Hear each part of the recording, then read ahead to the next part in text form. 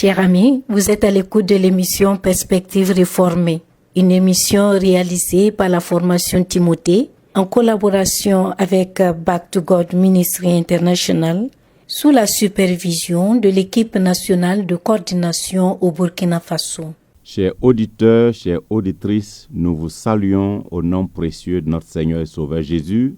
Merci d'être à l'écoute et bienvenue à notre émission Perspectives réformées. Aujourd'hui, notre thème s'intitule Prière, foi, souveraineté de Dieu et fatalisme. Prière, foi, souveraineté de Dieu et fatalisme. Chers auditeurs, ce thème se veut un thème très capital, très important et d'actualité. C'est pourquoi nous vous invitons à rester à l'écoute jusqu'à la fin et nous sommes convaincus que vous serez édifiés, que le Seigneur vous fera du bien.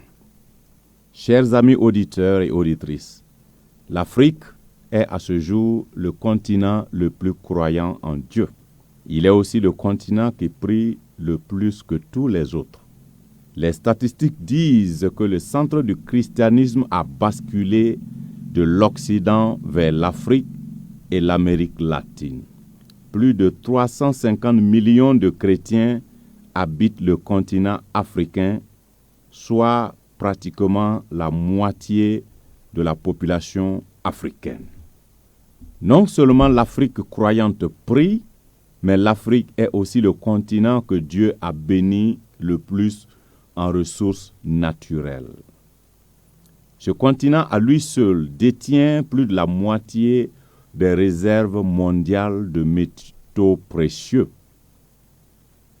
Mais le paradoxe, c'est que malgré sa profonde spiritualité, ses prières, sa foi en Dieu et même sa richesse en ressources naturelles, ce continent a quand même mal partout.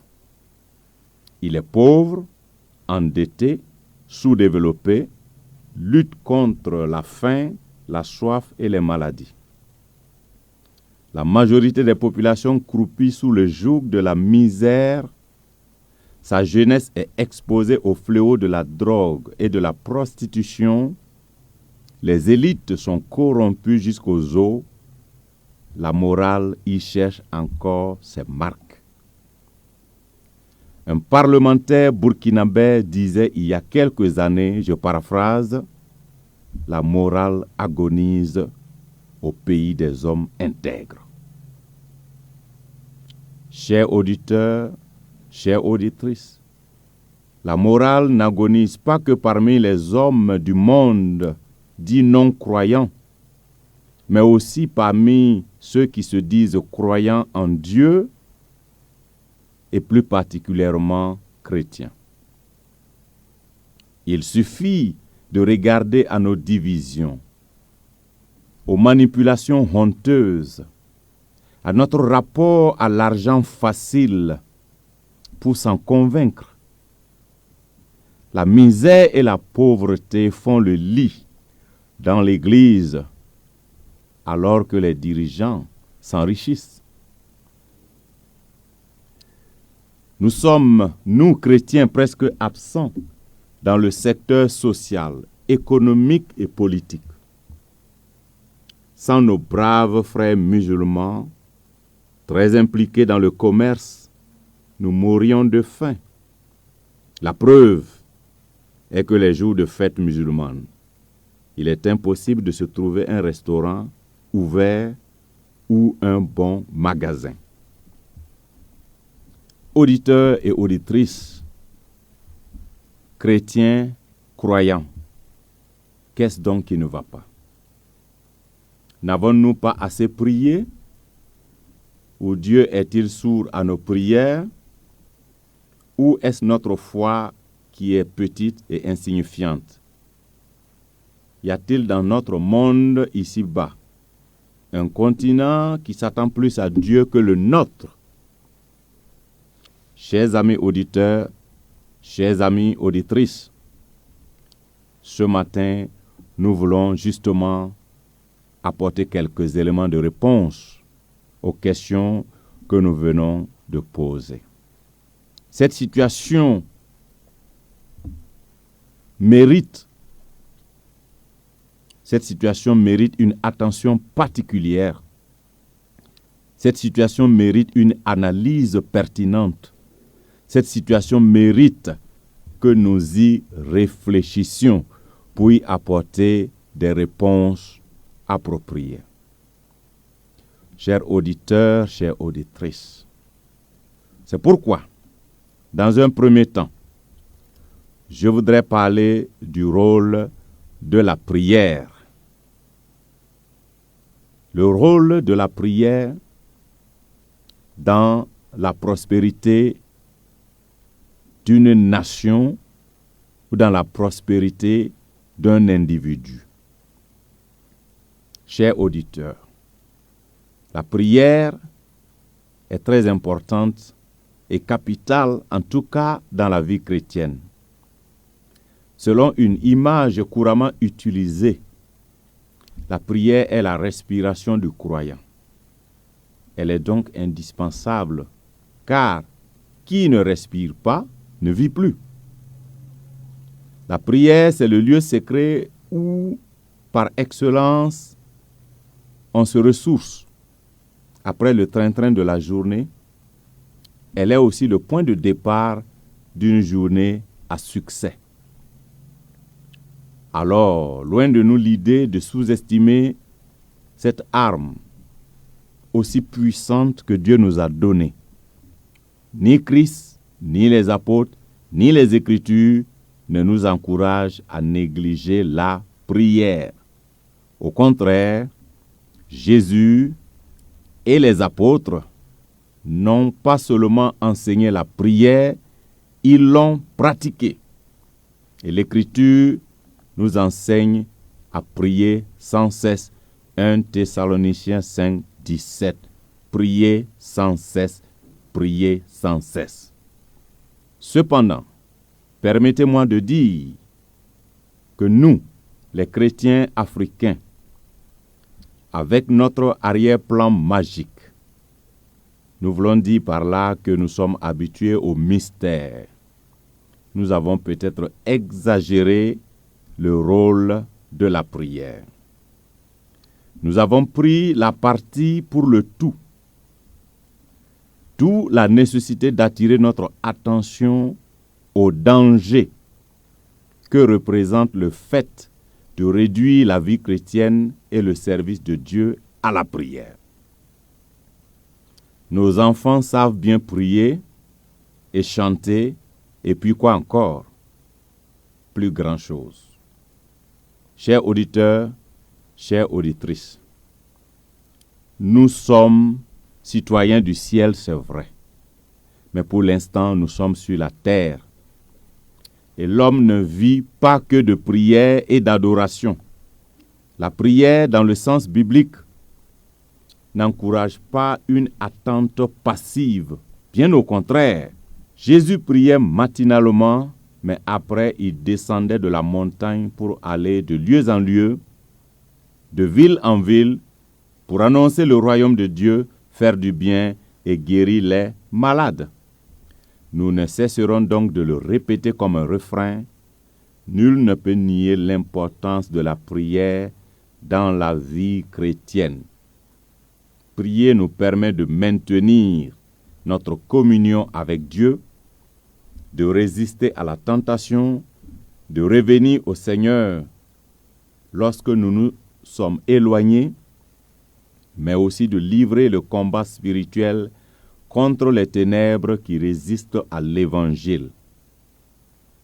Mais comme toujours, notre ennemi, le diable, est fort dans le fait de pervertir ce qui est bien.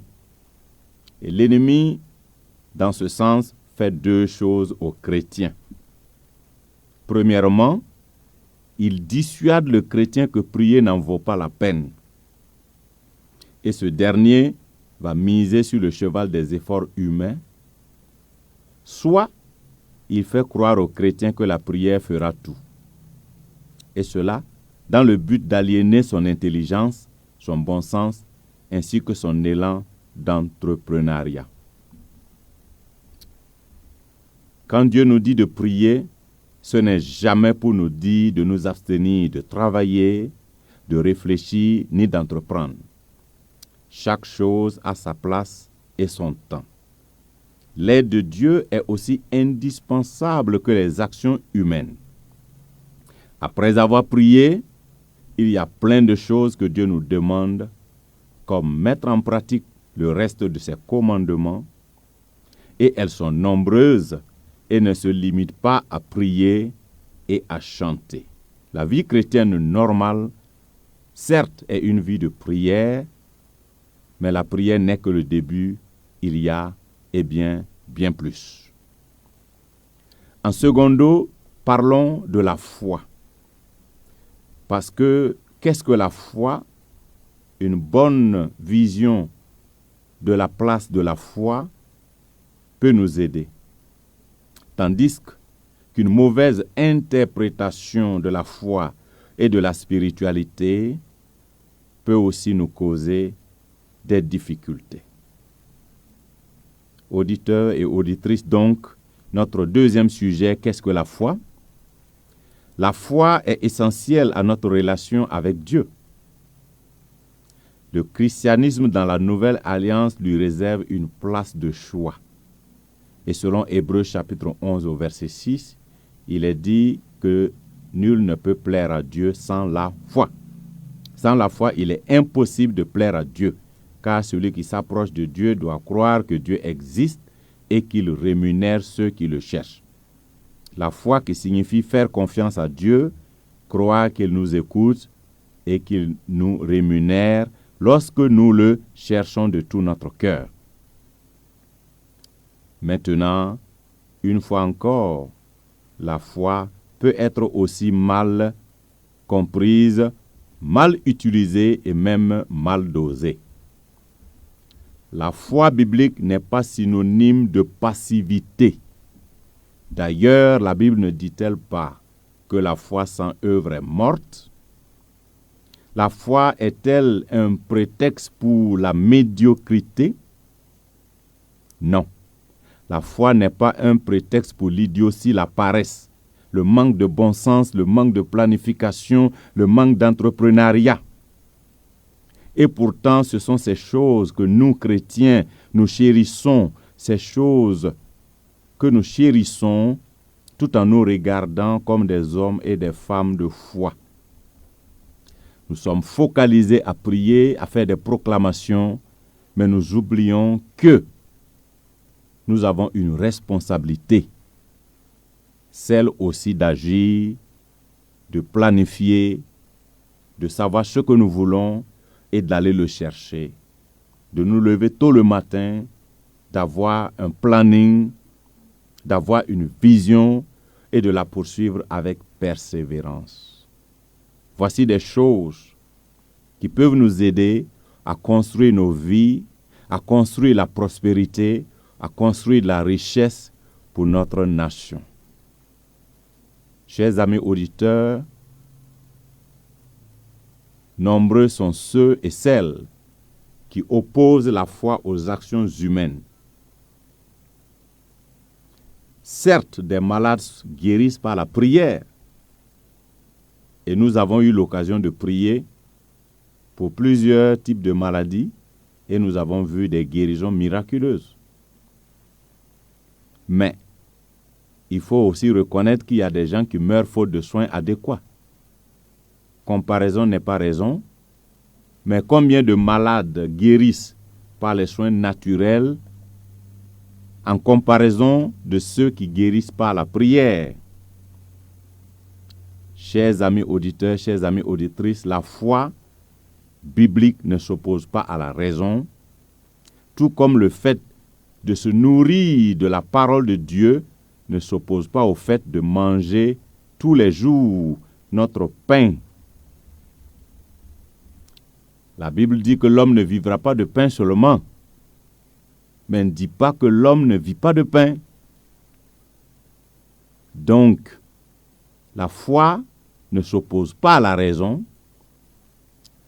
Le fait que Dieu nous soutienne ne s'oppose pas au fait que nous puissions nous-mêmes faire quelque chose. Le fait de manger la parole de Dieu, nourriture de notre âme, ne s'oppose pas au fait de manger le pain physique. Personne ne vit parce qu'il ne mange que la parole de Dieu. Nous mangeons la parole de Dieu et nous mangeons aussi le pain quotidien. Et c'est pourquoi nous vivons. Donc les deux ne s'opposent pas, les deux sont complémentaires.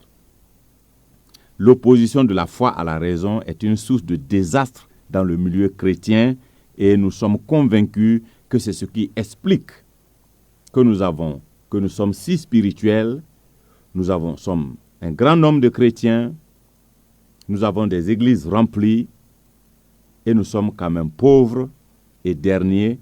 Nous prions énormément, mais nous ne voyons pas les fruits de nos prières parce que nous sommes dans la passivité, nous sommes dans l'inaction, nous ne sommes pas entreprenants et nous n'avons pas une grande vision. Frères et sœurs, abordons notre troisième point, souveraineté de Dieu et fatalisme. La Bible nous enseigne que Dieu est souverain. Ceci est une vérité de notre foi. Dieu contrôle toutes choses dans le ciel et sur la terre.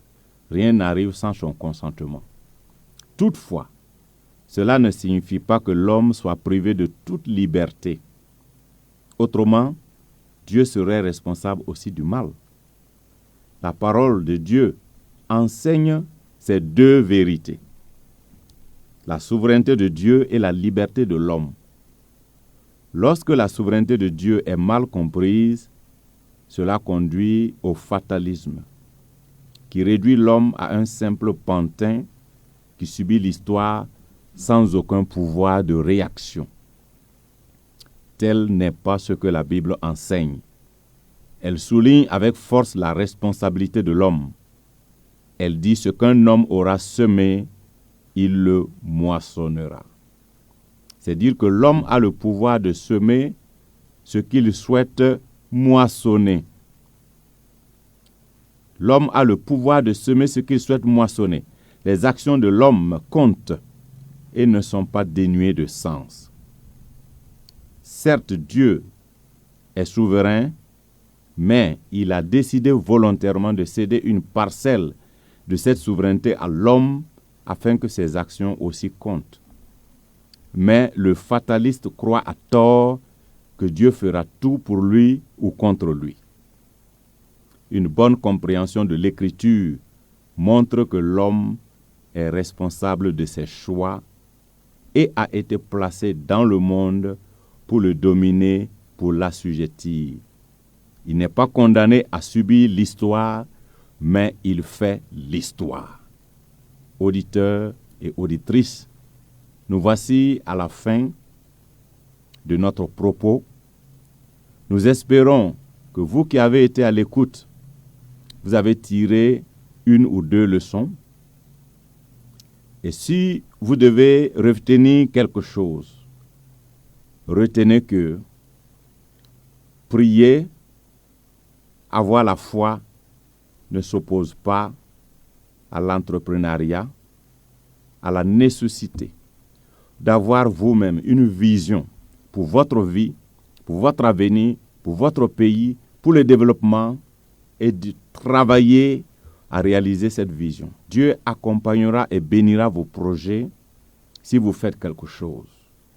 Mais si vous ne faites rien, priez uniquement et rester passivement, c'est avoir mal compris la parole de Dieu. Car l'apôtre Paul a dit que celui qui ne travaille pas, qu'il ne mange pas. Peu importe s'il est un homme de prière, peu importe s'il est apôtre, peu importe s'il est docteur, peu importe qui il est dans l'église, si quelqu'un ne travaille pas, qu'il ne mange pas. Que Dieu vous bénisse au nom de notre Seigneur et Sauveur Jésus-Christ. Amen.